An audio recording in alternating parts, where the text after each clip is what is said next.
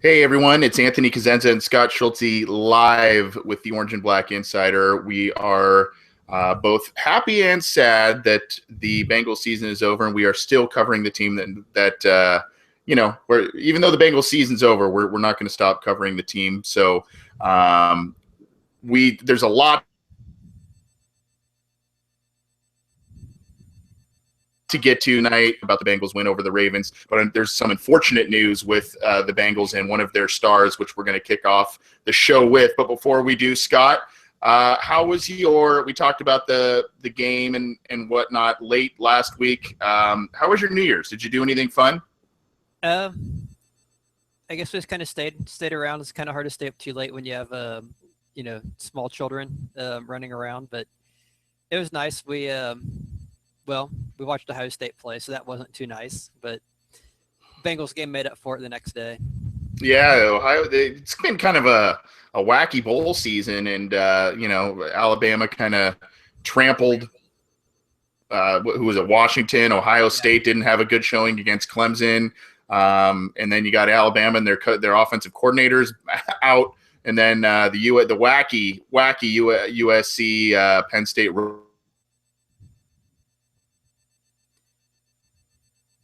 game. For those who didn't watch, to talk about the Bengals, and there, as I said, there is a lot to get to, and you would think it would kind of be a slow period based on the fact that it's just a couple days after their season ended. The Bengals ended the season 6-9-1 with a win over the Ravens. Again, we'll talk about that in just a second. But shortly after the season ended, an unfortunate incident has occurred with Bengals cornerback Adam Jones, and we know a lot of you who follow football know about his past. Some of you may or may not be too familiar with his past with the Bengals in recent history. Now, he's been with the team for 7 years, okay?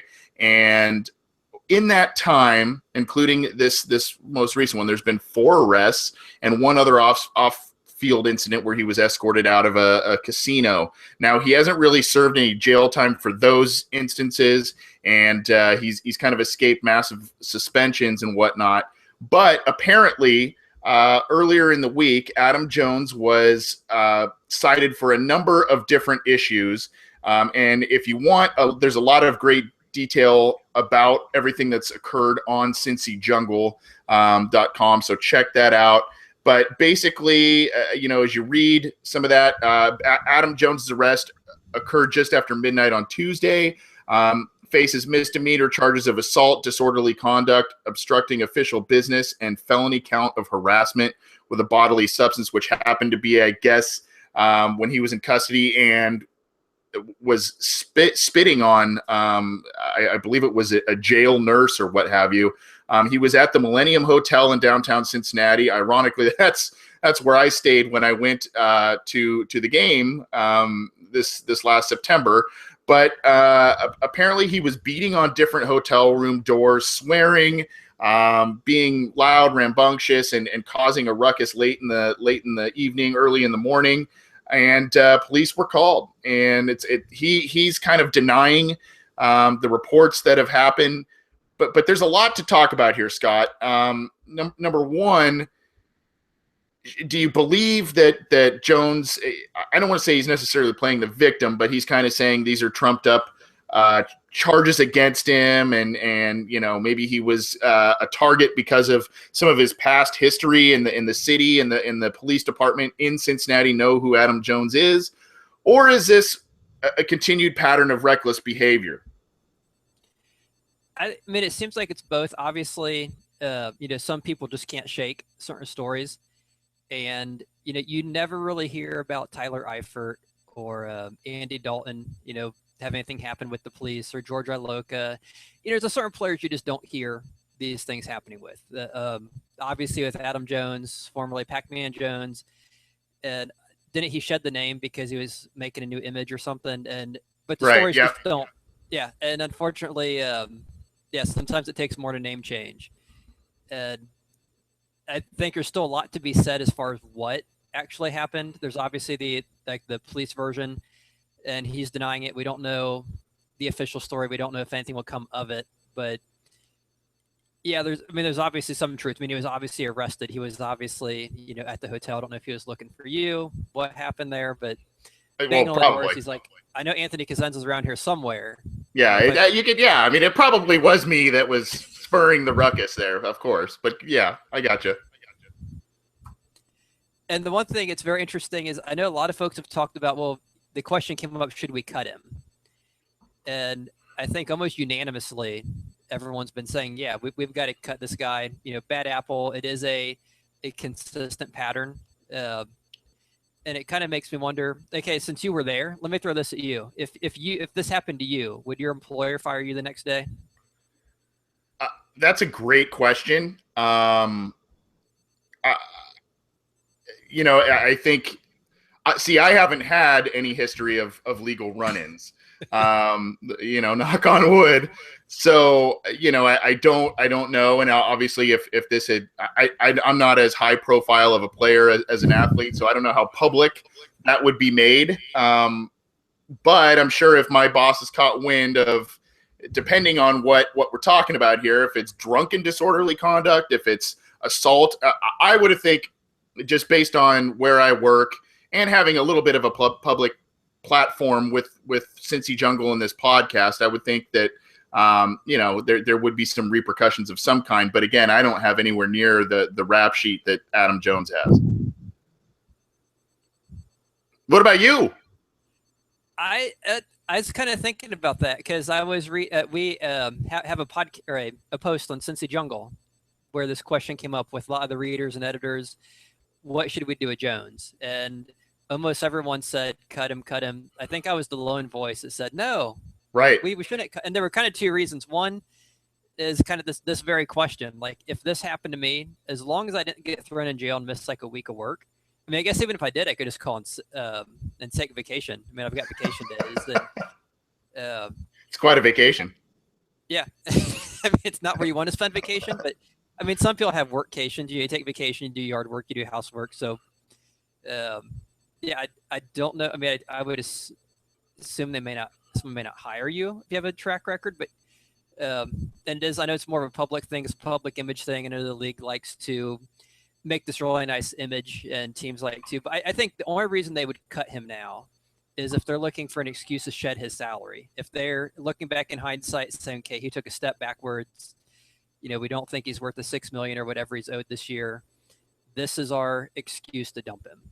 If you're looking to do that, I think you dump him. Otherwise, I don't think you do, because nothing is really official with the story yet. He until there's something more concrete, until there's an actual charges filed and he's taken to court, or it's settled out of court, or the league does something. Until then, there's really nothing other than kind of a he said she said thing. And the worst part is, let's say you do get rid of him. You don't really have anyone in line to step up behind him, because Kirkpatrick's a unrestricted free agent. Yep.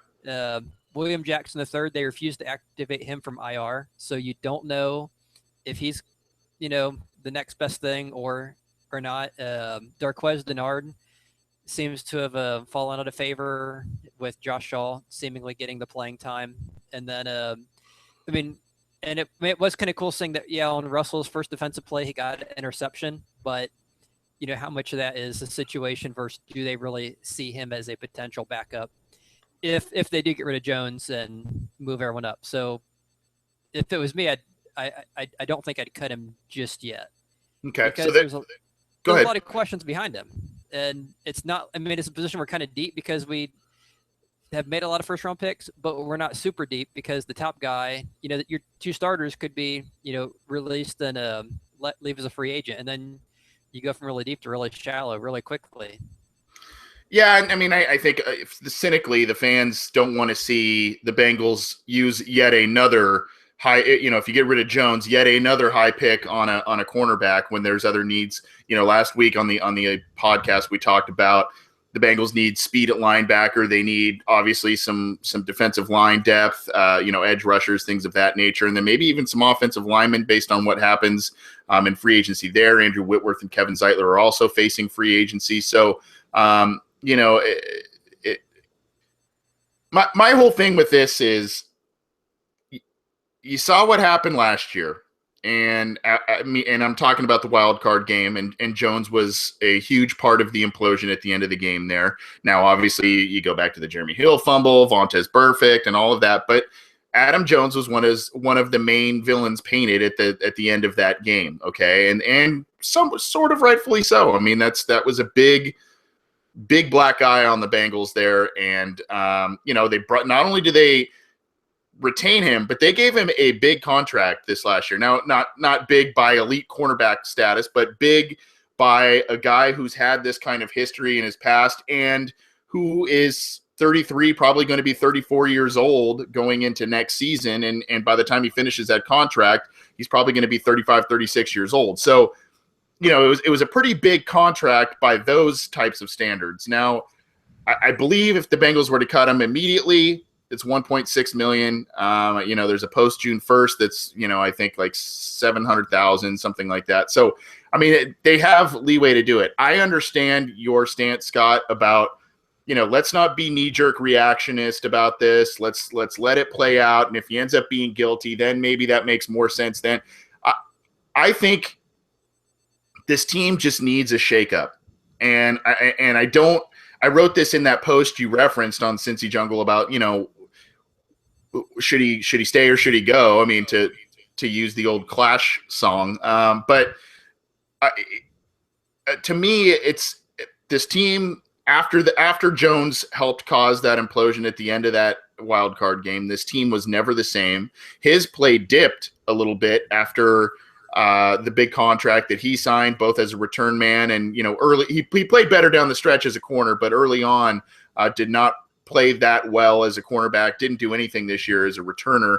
So, I'm not seeing, both with the PR nightmare that comes with him, his age, and his contract, I'm just not seeing the value for the return that you get with his play now on the field at 33, 34 years old, and these types of issues Scott, like I said, he's been with the Bengals 7 years, and this is his fourth rest and fifth run-in with, off-field authorities, if you will.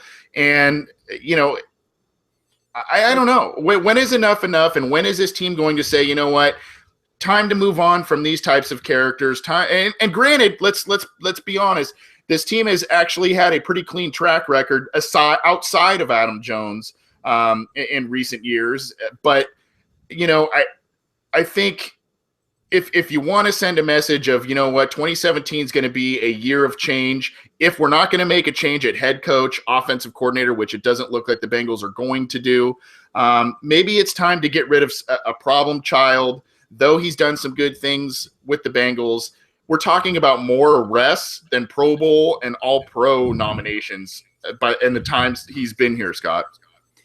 Well, you mentioned the shakeup. I think the shakeup really needs to start at the top. That if you are going to shake this team up, which, like you said, I don't think they're going to do. We actually talked about this last week at the end of the podcast. We met our guesses whether they would get rid of Lewis or not, and I think we both said that they would not fire him, and it looks like they're not going to fire him. So I think if you're not changing the coaches, they're probably not changing the assistants or the head coaches. I don't think any of the assistants work themselves into higher jobs based on last year's performances. So you figure you're not getting rid of the coaches, you can get rid of a player here or there, but you still have kind of that same culture, that lack of, I don't know, it's almost like a lack of discipline somewhat, that they just, Marvin's always kind of tolerated the Chad Johnson, the situations where there's just no, I think there's some leadership, but it's more players like, we're stepping up. It's not the top down, I'm the disciplinarian, I'm going to set the tone. We're going to do things this way, and we're all going to get on board. And I think unless you get that, shedding a guy here or there who may be a problem child isn't a bad thing, but I don't think it's a fix. Yeah, I agree with you to a certain extent there, but I guess I look at it, and this plays into your thing about front office culture and all of that. You look at, even if you want to look at it this way, after Jones helped with that implosion in the wild card game, it's almost like he was rewarded for for that by getting a new contract. Now, that's probably a little bit extreme by saying that, but when you look at probably some of those guys in the locker room, they might sit there and just kind of go, okay. I mean, not that they don't like Adam Jones. I know he's got a lot of friends in that locker room. He seems to be a pretty popular guy, but I think there are some guys that walk the straight and narrow, and they don't like some of these extracurricular things, and sometimes it costs teams games. Now, I want to wrap this up by saying this, Scott, because you had mentioned you're not really a fan of cutting him, at least right now. What if in the next, I think he's set to appear in court in about 8 or 9 days right now, Adam Jones is, to hear about these charges. What if he not only is found guilty, but then is subject to a suspension? Would you then reassess your opinion on that and say, you know what, he's going to miss 2 or 3 games to start the season because of a, Goodell and his quote unquote repeat offender type of judiciary decisions he makes? Or do you kind of say, still, I'm worried about the depth?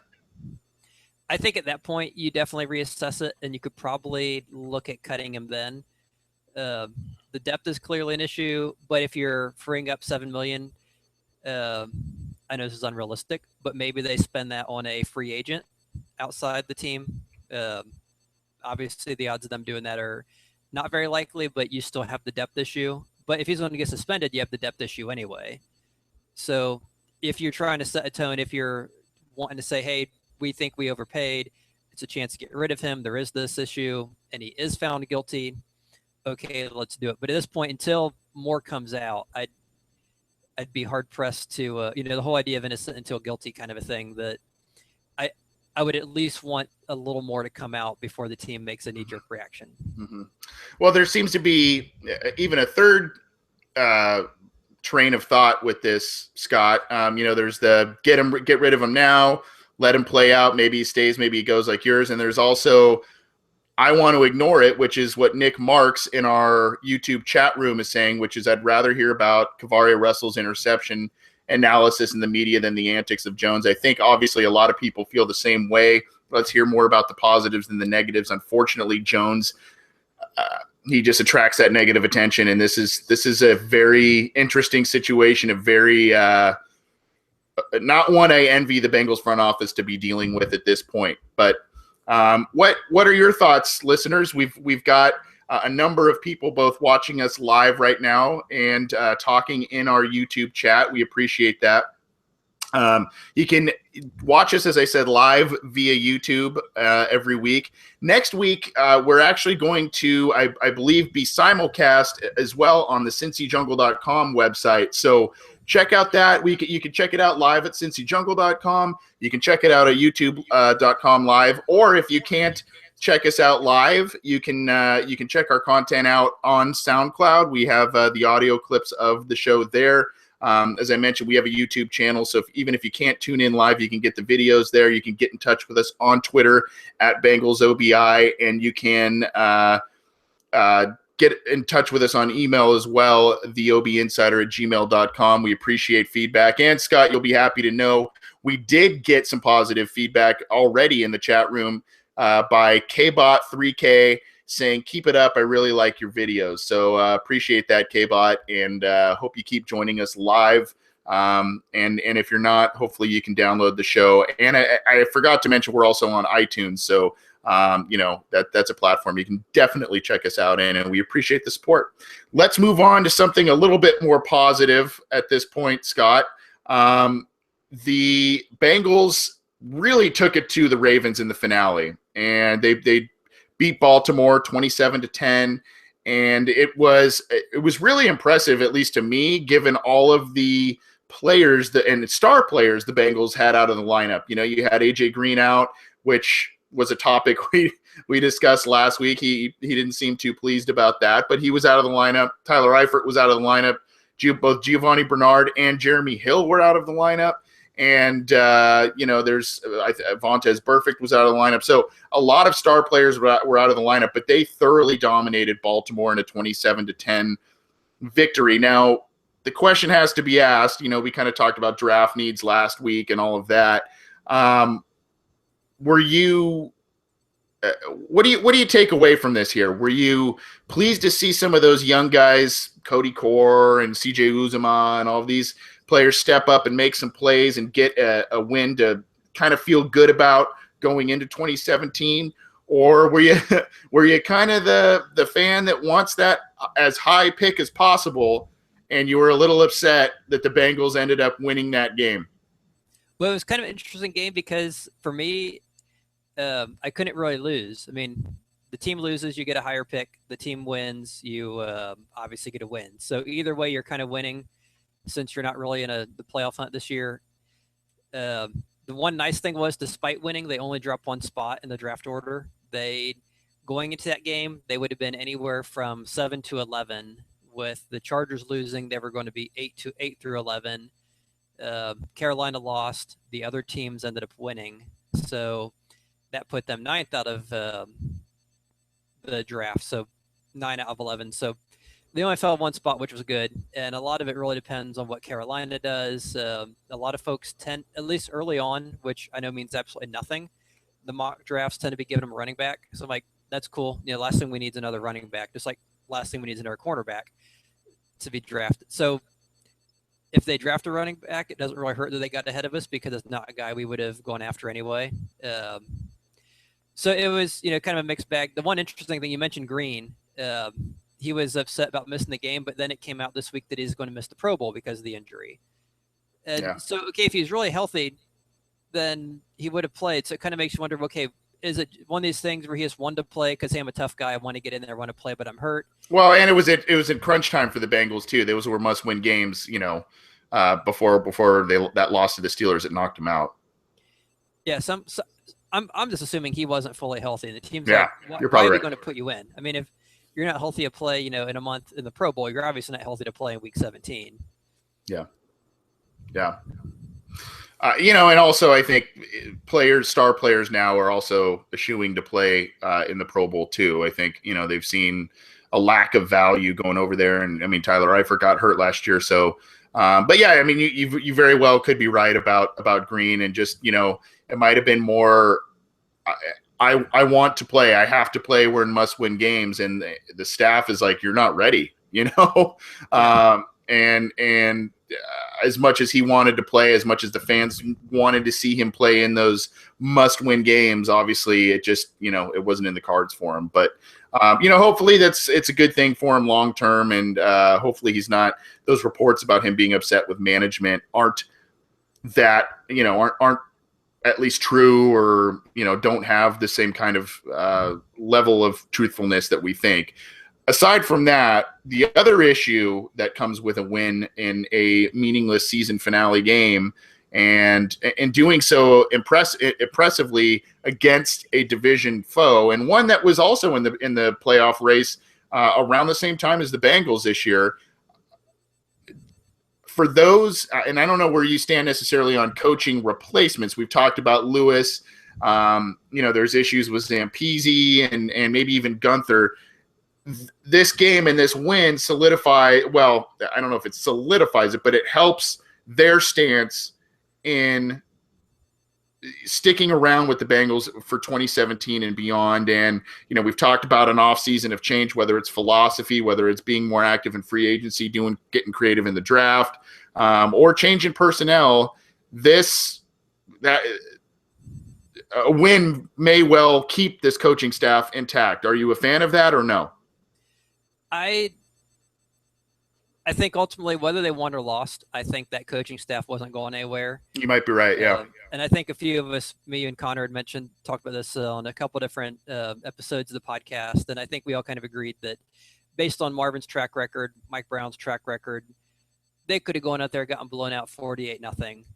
They'd still be coming back next year, which I'm not a huge fan of. I've going back to the preseason, one comment that one theme I've kind of been harping on is the severe loss of assistant coaches, and not just the offensive coordinator, defensive, obviously Hugh Jackson, but then also Jay Gruden and Mike Zimmer, but then all the Vance Josephs, Mark Harriers, all the other guys along with that have left. You look at the last 3-4 years, they've lost a lot of people, which is a good thing. It means you're getting good people in, but also it means you have to replace them.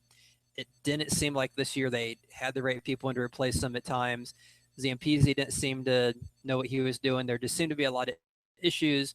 So I think even if they had lost, I don't think anything would have changed with the coaching, which kind of brings me to some of the things that Marvin Lewis said in his most recent press conference. Right. Yep. Which I found very disturbing. And I'll admit I'd never really paid too much attention to his press conferences before this year because he doesn't really give you a whole lot of insight and likes to give you very useless responses. But doing a weekly post on his press conferences, you kind of have to, read up on what he said to write about it. And there were some themes that kind of went throughout the season that really made you kind of shake your head, not in a happy up and down, but more like a disappointing left, right, kind of shake your head like, man, what is this guy? But he said some things in the most recent one that just really took the cake as far as just the most,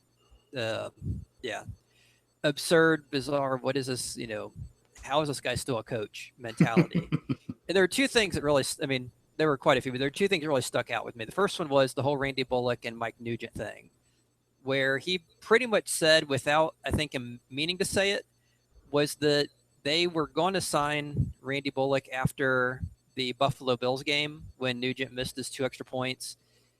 But they decided to go ahead and keep Nugent one more week. Just, okay, well, hold on. Well, we're not ready to pull the trigger yet. Because, 6 years of mediocrity isn't enough. You need, that one more game. 6 years and 11 weeks, that's fine. But let's just give them 1 more week. So he went out, he missed another extra point the next week. But in that time, Bullock, the one guy they'd zeroed in on, had gotten signed by the Steelers because Chris Boswell got hurt and was sidelined. So they missed out on him that week. The next week, they stuck with Nugent. He missed another extra point because Bullock was still at the Steelers. And so they went 3 weeks of wanting to sign Bullock and not signing him. And then the Steelers finally let Bullock go, and Boswell came back, and then the Bengals jumped. They cut Nugent and signed Bullock. And one of the things that makes you realize is if Bullock hadn't been released or another team had him instead of Pittsburgh, we probably would have had Nugent all year long because it seemed like the Bengals had zeroed in on Bullock as their one guy. And as soon as he got signed, they did nothing. So it's kind of scary, as bad as he is, that if Bullock wasn't there, the Bengals would have kept him. It looks like they weren't looking at any of the college free agents, any of the undrafted kids. That was the one guy. They were going to stick with Nugent or go with Bullock. And then even when they decided to go with Bullock, they still kind of hemmed and hawed and, went through 3 more weeks of missed extra points. So that was the first thing that drove me crazy. The second one was Marvin Lewis's comment. Someone asked him about the second half adjustments because this team just struggles in the second half. Their teams apparently are making adjustments. The Bengals aren't. They keep doing the same thing, the very predictable offense. The teams respond to it, and the Bengals' second half offense is kind of non-existent. So the media asked him about it. Marvin Lewis basically said there's no such thing as second half adjustments. It's just a, made up catchphrase by the media. I don't even know where to go from there. A professional paid head coach would even say something that bizarre, that there's no such thing as adjustments. You should be adjusting every play. You need to constantly be ahead of the curve. You need to be looking at, okay, what is that team doing? What is working? What isn't working? What do we think they're going to be doing? How are they going to be adjusting to us? How do we counter it? There's just none of that. It's almost like they just come up with a game plan on Thursday or Wednesday and say, okay, this is what we think we're going to do. We'll practice it throughout the week. We'll run it on Sunday. We'll keep running it, and we'll see what happens. And it's just the most bizarre, ridiculous. I don't even know where to take that. I'm glad you brought this up, Scott. And, when we were talking about the show rundown this week, this wasn't initially one of the topics, but I'm glad you brought this to my attention because this is actually something I've been both thinking about and writing about as well over recent weeks. And, I want to also say this is, number one, what you're talking about and what Lewis said. And, he just brushes off. He said the same thing, whatever your thoughts are about Pro Football Focus. I don't take PFF as scripture, but I do think there's a lot of, substantial data that makes sense in what they do. He brushes PFF off totally. I believe he called it a bullcrap website at one point. And now you're seeing this second half adjustments. That's just something media makes up. I dare you, and granted he won't say this in open doors, but I dare you to ask Bill Belichick, is our second half adjustments is that just a made up thing? And he would laugh in your face. I mean, it's unbelievable. And I've got some statistics here. If you watch this game on Sunday, Andy Dalton played pretty well, especially with so many guys out of the lineup, so many new faces, new cast members. And Rex Burkhead obviously played very well too. We'll talk about him later in the show. But first half, I broke down his first half performance and his second half performance. Okay. First half, Andy Dalton was 14 of 17. Two of those, one was a throwaway and another was a spiked ball. So he was 14 of 17 for 181 yards and a passing touchdown in the first two quarters. Now that set the tone, obviously, for the Bengals to get. I believe they went up. I think it was 20-3 or 20-7 at the half there, and it was okay. They're in pretty good control. They don't necessarily need to wing the ball all over the field in the second half unless something crazy happens. But let's try and be efficient. Let's mix it up. Even though you've got some young guys. Second half, 4 of 11, 45 yards. So you're telling me when that's unbelievable that a professional coach to me would say, second half adjustments isn't a real thing. You saw in that first half, and you saw when those drives are scripted, Andy Dalton is much more comfortable. The offensive line gels a lot better, and the players know what they're doing. When it comes time to ad-lib, when it comes time to change the game plan, when it comes time to do things different because the defense is clamping down on them, they can't do it. And that has been a theme this entire year. And really it's gone beyond this year. If you want to look back a couple of coordinators ago, the big knock, probably the best chance the Bengals had in winning a playoff game of late was their home game against the San Diego Chargers in the 2013 wild card round. They hosted them. It was kind of an ugly game, but it was close at half. The Bengals did nothing at halftime, and this is when Jay Gruden was coordinator, mind you. They did nothing at halftime, and you had Chargers players after the game saying they did absolutely nothing different than what they showed us, because the Bengals went to San Diego a month earlier and played them there. That's coaching. And that's not just that's not just Jay Gruden, it's not just Ken Zampese, that's Marvin Lewis. And that is an inherent flaw from the top to the bottom in this organization, which is stubbornness and unwillingness to change. And I don't know, I don't know if even the best roster can get past that. Do you agree? Yeah, and I mean, as far as the whole second, 2 weeks ago against Pittsburgh, the same thing happened. We were up 20-6, and then the second half we get shut out. We they give up 6 straight scores. So it's definitely something that continues to happen. And I think last year, and I think this came up in the last podcast, the one before, about how the team had a great record, then this year had a bad record, that they had a good enough roster that played well enough that you can overcome bad coaching to a point. It can get you to the playoffs. It can get you a decent record. You can beat and you look at historically with Lewis, they win the games they're supposed to win. They beat the bad teams on, at 1:00 on Sunday. When do they struggle? Prime time, because that's the better teams. Playoffs, that's the better teams. It's the teams that have the better coaching, that adjust, who have rosters that are comparable. It's almost like a mid-major basketball team. Yeah, okay, you beat, Presbyterian or Sacred Heart or St. Francis in New York, or I don't know, Fordham or someone. Okay, you beat them. Well, now you start playing, guys that are like in the RPI top 40, top 50, and you lose all those games. You end up, 24-10, and you beat the 24 worst teams. You lost the 10 best teams. Marvin Lewis is kind of like that. He beats the bad teams where, okay, you have Dunlap, you have Atkins, you have AJ Green, Eifert. You can beat some of those teams without doing too much effort. You play the better teams where you have to do more, and they just, they don't do it. It's been a trend as long as he's been there, and I think that is a big part of it. It was just very amazing to hear him finally say that, even though I know he wasn't, answering these questions to give you that insight. He was still kind of giving the insight. It kind of reminds you, like in baseball, a decade or so ago, there was the big debate of there was something called sabermetrics. It became very popular, and the whole idea of looking at advanced statistics and trying to manage teams and put together a roster and making in-game decisions based on these very advanced, very technical, math-heavy statistics, looking at all these different factors. And you had kind of two camps. Yeah, and not to cut you off, but it also was favoring certain stats that a lot of other, some GMs and scouts and stuff would favor the batting averages and the home run numbers and all of that, but they would overlook certain other things like on-base percentage, walks, that sort of thing. But yeah, go ahead. Yeah, the things that, statistically had been shown to be more influential in winning and losing games. And also the secondary statistics. Okay, you have a batting average, but why do you have that batting average? Is it just dumb luck? Is it because of contact rates and different things? And you kind of see that with Marvin. He's kind of that old school manager. Is like, nah, just kind of gut feel. Yeah, I think that guy's good, or I feel this guy. And you just don't have. He doesn't seem to have any trust of anything beyond that. Just nope. We just kind of what my instincts say.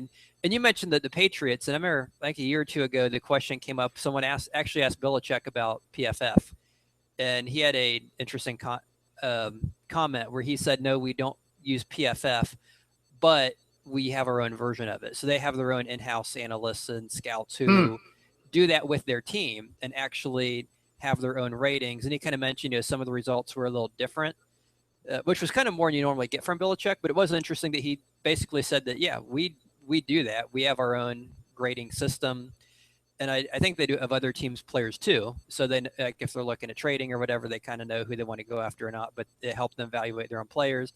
And you look at the Patriots don't always seem to have the best drafts, and outside of Brady don't always have the best talent, but they always win because they're making the adjustments. They are kind of head and shoulders above everyone as far as, analyzing everything you need to do to, anything you can do to get that advantage beyond just deflating footballs. There's a lot more I think they do that I think some point teams are going to catch up to them, but until they do, they're kind of the money ball, the anti-Marvin Lewis. Yeah, and I want to just point something out. We talked about you talk about Belichick as being kind of the guy who is the so-called guru of halftime changes and all of that. You look at when these teams played each other earlier this year, the box score at halftime, it was 7-10. New England was up 10-7, and it was a very close game. All of a sudden, the Bengals scored 10 points the rest of the way, and the Patriots scored 25. So, I mean, I don't really know what else to say about it.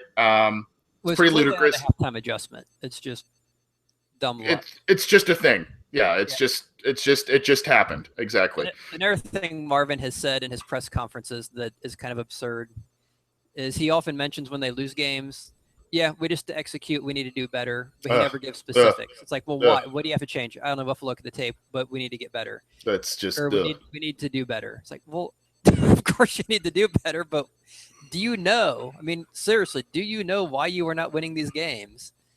It just makes you wonder. Yeah, and I think, I think this has kind of been the thing.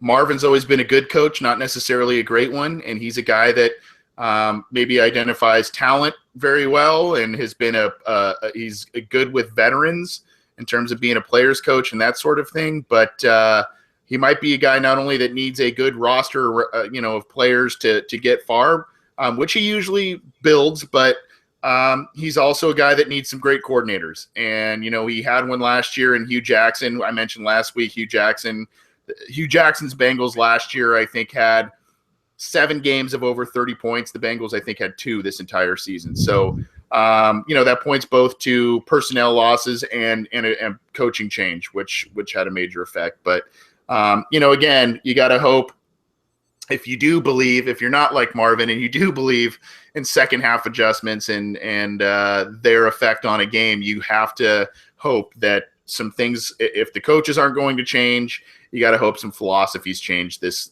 coming off season. But that's it is what it is, and let's hope that's something that changes next year. Now, just a couple additional news and notes about the Bengals. For those that don't know, Tyler Eifert underwent back surgery. He's recovering from that. That's kind of a big thing in his second straight offseason with some major surgeries. So we'll have to see if if that has any lingering effects. Obviously, Rob Gronkowski has had a couple of back surgeries himself. It's kind of kept him out of certain games and situations and caused him to miss time. Granted, if someone wants to miss time, this is probably the best time to do it. So, Eifert had surgery there.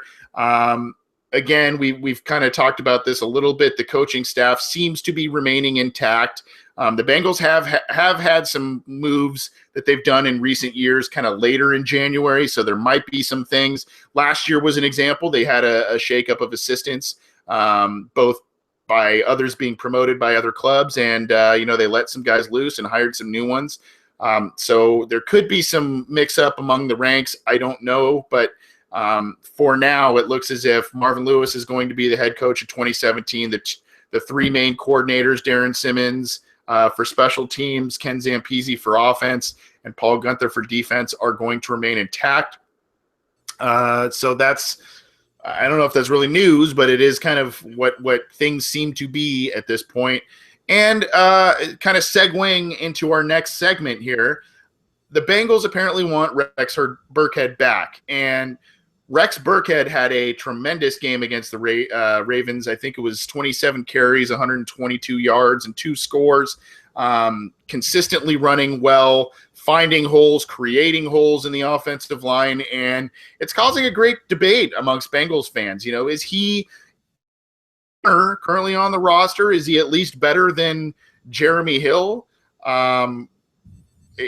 Is the sample size too small? Whatever the case may be, Burkhead is now going to be an unrestricted free agent going into this offseason. The Bengals have made it clear they want to re-sign him. But, Scott, there's a lot of issues at play here. Number one, what's Burkhead going to ask? I mean, his statistics are low, but there appears to be some pretty high upside.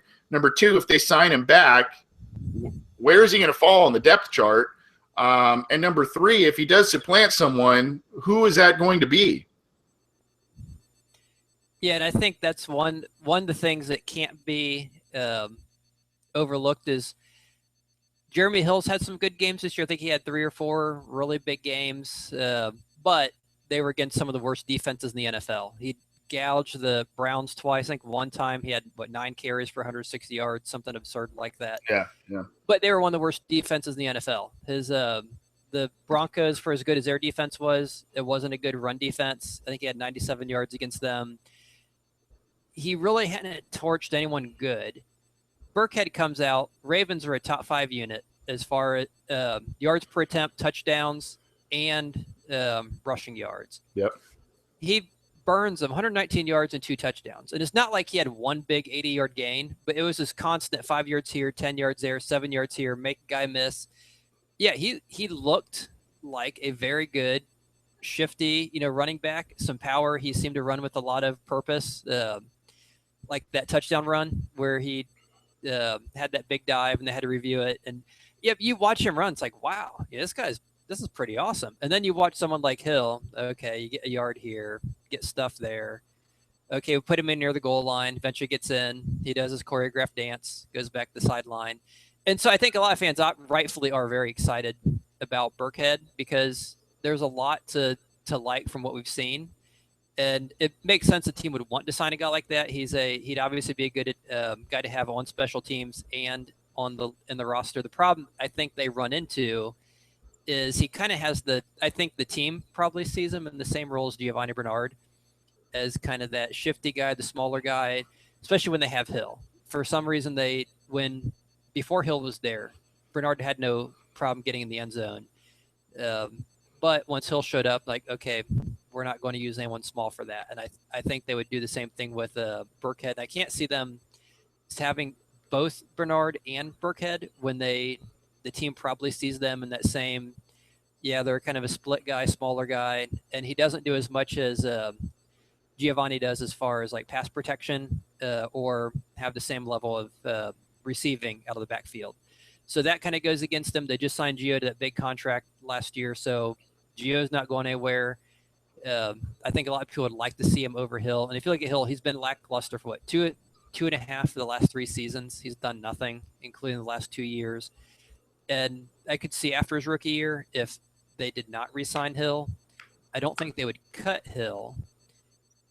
So it kind of makes you wonder, well, yeah, what price would they pay him? I think they'd probably offer Burkhead something reasonable, but if I were to just throw a random guess out there, I'm going to say that Burkhead probably played himself out of orange and black with the rate. Because I think that one game he probably played so well that I think someone out there who needs a running back is going to look at that game and say, wow, this is a guy we need to throw too much money at and bring into our team.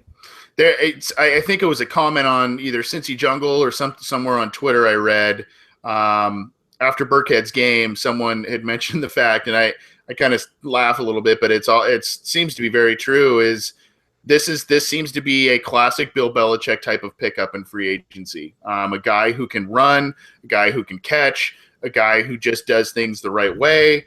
And probably, one of those hard workers. And, if you've seen Bill Belichick and his running backs, he values a handful of traits out of them. Usually they're pretty versatile with the exception of LeGarrette Blount, but, I kind of laughed. I'm like, oh boy, if that happens, and, there's a handful of teams that seem to exchange players, when free agency hits, and that, the Patriots and Bengals are one of them. But, you look at teams that could use a running back, they're kind of hard up for one. I mean, there's definitely teams that the Giants were offense that they definitely lacked a running back. Green Bay seems to have had running back issues. Minnesota's probably going to lose Adrian Peterson. The Colts aren't going to have Frank Gore forever. There's definitely teams out there that I think would be looking for a starter. And if you're Burkhead, do you want to sign on with even the Bengals throw some money at you to be a third stringer or a guy who is in a 3-way committee, or do you want a chance to start? So I just think as well as he played, I think someone's going to look at him and say, hey, we're going to offer you $5, $6, $7 million a year. And I don't see the Bengals matching that or the opportunity he would get elsewhere. Yeah, and I think that's the Marvin Jones, Mohamed Sanu thing that happened this last year. So I'm gonna ask you a question in just a second here, Scott. But you look at it and you go, okay, yeah, I think most fans would say, yeah, bring Burkhead back. But I think there's a contingency that believes that maybe the Bengals either will lowball him or, like you said, he might look for a more heavy workload and more money elsewhere. So I seem to support Jeremy Hill a little bit more than many other fans seem to. I look at 2016, it wasn't spectacular. I agree with you that there were a lot of dry spells, but he finds the end zone, number one. And number two, the team and fans asked him to do two things in 2016 to improve upon from 2015. That number one was holding on to the football, which that definitely happened. He didn't fumble once, or he at least didn't lose any fumbles this year, but I think maybe he fumbled one time, but I don't even really recall that he fumbled. And he did increase his yards per carry. Granted, it was only by 0.2 of a yard, but he went from 3.6 to 3.8, and he was surging towards a 1,000-yard season and close to a 10-touchdown season. So, there's some positives there, but you look at it and you go, this team is lacking some explosiveness. Now, here's the scenario I want to throw out to you, Scott. Say Rex Burkhead leaves. You got a lot of fans souring on Jeremy Hill. And you've got Giovanni Bernard coming off of knee surgery after signing a big contract. And then you've got Cedric Pierman is also a free agent. If you're the Bengals, do you look at certain teams a la the Dallas Cowboys? I think we had a similar discussion a few episodes ago with Leonard Fournette specifically. But if you're the Bengals, do you, whether it's Leonard Fournette, if it falls to him, whether it's a versatile guy like Dalvin Cook from Florida State, if he's there, or if a guy like that happens to kind of slide a little bit, do you move back into the first round? I mean, is running back all of a sudden a pressing need given Burkhead possibly leaving, Hill, not being the same guy since 2014, and Bernard coming off of some major surgery? I am a I am a huge believer that at the NFL level, running back is more a function of offensive line and offensive system. That you look at some of the running backs who've been successful, the guys like Thomas Rawls, Fred Jackson, like these people who just kind of come out of nowhere. Obviously, Burkhead in his one game sample, but you don't have to be a high pick to be very good. You just have to be, because there's so many good running backs at in the college level who make it to the NFL. You get in the right system, you get the right offensive line. You could be a old banged up, busted up veteran. You put them on the right team, and they're going to be, they can be a very good running back. You look at Rudy Johnson. He couldn't catch the ball, wasn't very shifty, wasn't very fast. He was a decent power back, had a great line in front of him, and set all sorts of records as far as rushing yards per game, and was consistently dozen touchdowns for like 3-4 straight years. You just imagine if you had Corey Dillon behind that line, he could have been maybe a 2,000-yard running back. So to me, it's much more the line than the player. I'd say if let's say Burkhead signs elsewhere, Hill goes, I might be in the minority, but I'd be perfectly content saying, okay, we have Trey Carson. We grab someone like a James Wilder type of UDF undrafted free agent, and you just kind of go from there and see what you have, because it's a quarterback league, and you focus on the lineman, you get the lineman fixed, and the running game kind of falls in place. I'm not laughing at you. I mean, you bring up good points, and I wanted to refute a lot of them. I mean, but you bring up good points. I don't know. I think this offense needs some sizzle, and that I'm not saying running back top 10 necessarily, but I think this team. We've talked about speed, we've talked about playmakers, and you mentioned these teams that don't really value running backs that highly. You talk about the Patriots, you talk about the Packers. Look who their quarterbacks are. And that's not a knock on Andy Dalton. Andy Dalton, some people feel is a top 10, some people feel is a top 15 quarterback, whatever. He's still not that, and I hate to throw this word out because it just bugs the heck out of me, but he's not that elite guy. And he's always been a guy that does need some talent around him. Now, he's stepped up his play over the past couple of years, but I do agree with you on the offensive line. The problem is then we go back to the stubbornness thing we were talking about. The Bengals set in their ways with Russell Bodine up in the middle of that line. Clint Bowling, who had an up and down year. What do they do with the two young tackles, Jake Fisher and Cedric Ogbuehi? And what do they do with Kevin Zeitler? And if they think, hey, we've done enough already, we already got high picks here, and we'll re-sign Zeitler. That means they're going to look elsewhere in the draft. And I don't know. If Burkhead leaves and Hill doesn't seem to be the same guy he was from a couple years ago, and then you've got your most exciting back, Bernard, coming off knee surgery, it's kind of a tough call to make. And again, I'm not necessarily condoning a top 10 pick at running back, because I think there are other pressing needs that you can, you build your team a lot of times outward in. But I don't know. As far as Burkhead, I'm going to throw a very strange name and say the whole Burkhead thing reminds me a lot of Anthony Collins. Okay. And he was a Bengals backup, kind of like Burkhead. Neither one ever really got a chance to play. They never really did anything. Finally, in their last season, their contract, because of injuries, Anthony Collins got on the field, Burkhead got on the field. Collins, all of a sudden, everyone's like, because if you remember, Collins was a guy they kept on the bench over Dennis Rowland, who continually played at a level that made Cedric Ogbuehi look pretty decent. Anyway, Collins finally got in there, got to play some tackle, and actually had some pretty good games. He shut down some elite pass rushers, some sack artists, kind of held them in check. And then on a very small sample size against some decent teams, he got signed to a big contract down in Tampa Bay. And I don't even think he survived that first year before they let him go. Burkhead seems to be in that same situation. He's a guy who, never really got a chance, been a backup a long time. Okay, he's finally got in, got one game against a good defense, had a very good game, arguably the best one by a Bengals running back this year. Someone's going to look at that, throw too much money at him, and who knows if he'll flop like Collins or if he'll be successful. But this is a lot of similarity I see that it just kind of makes me. It's hard to see Burkhead and not think of the same situation that we went through with Collins about 4 years ago. It's good. It's a good analogy. Collins also was, I think, for a good amount of time, and I think why Bengals fans valued him. He filled in a lot for Andre Smith because Andre Smith had quite a few injuries early on in his career, and I think that's where a lot of Bengals fans, including myself, found him very valuable. And he, sometimes they'd try him at guard, but that didn't really work out. And he also, in the rare occasion Whitworth would miss a game, he would fill in at left tackle too. So he was just a versatile, athletic guy that fit into the Bengals system well. But you're right.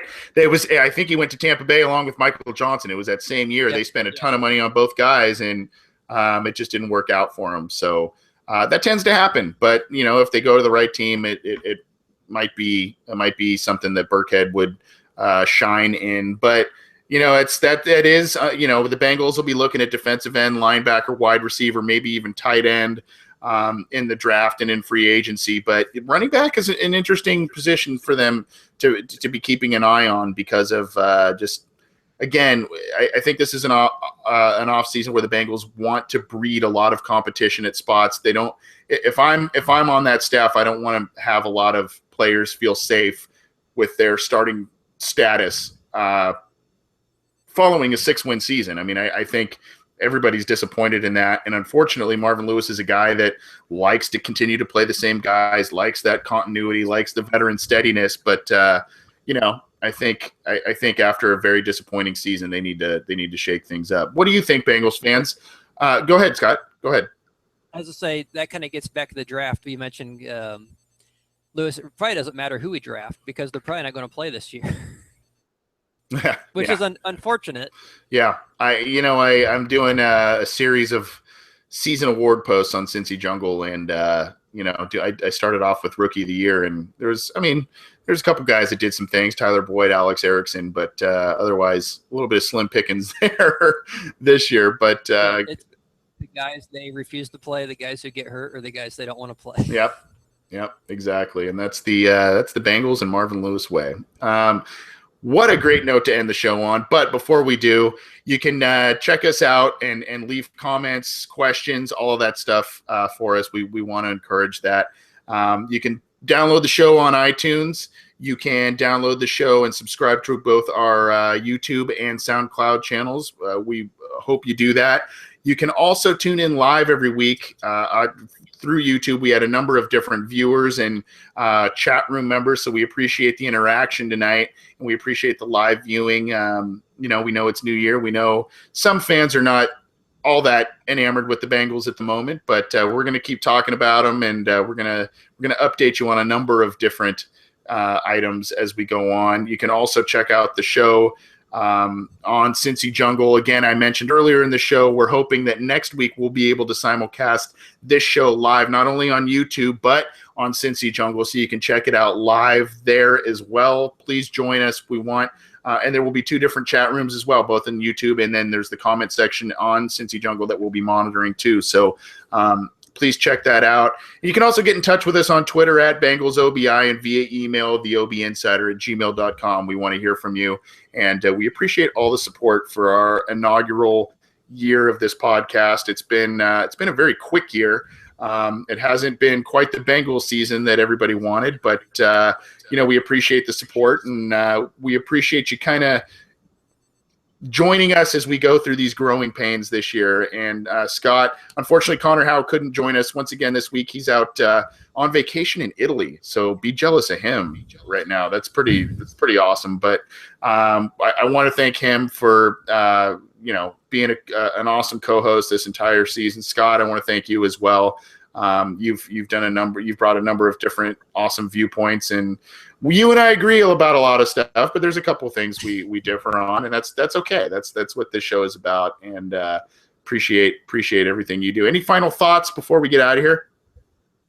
Well, we need to definitely get a lot more fan interaction so we can get some people we disagree with, and then just turn it into daytime AM talk shit radio, where Yep. we can just tell people they're crazy and cut them off, and pat ourselves in the back. And yeah, no, we probably shouldn't be like that, but yeah, it's been a good year. It's been enjoyable, and looking forward to continuing to do this through the off season, and looking forward to a lot of fan involvement and a lot of good questions. And because we needed something to talk about with the season over. So yeah, as many questions as we can get would be good, and if they're football related, even better.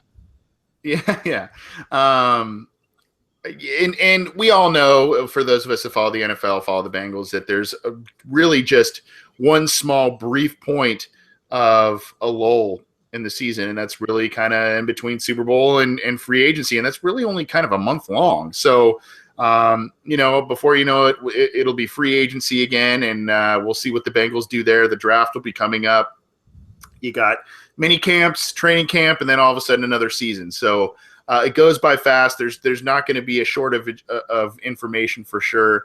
So keep it here. Keep it tuned in at Cincy Jungle. We appreciate their support of the show as well. And I think that's going to do it, Scott. I don't really have too much else. Just gratitude for the listeners, and we hope you've enjoyed the show. We've got a couple of positive feedback points both tonight and in the past, so we're appreciative of that. That's going to do it for Anthony Cosenza and Scott Schultze. This is the Orange and Black Insider. Thanks for tuning in. Thank you. Who day?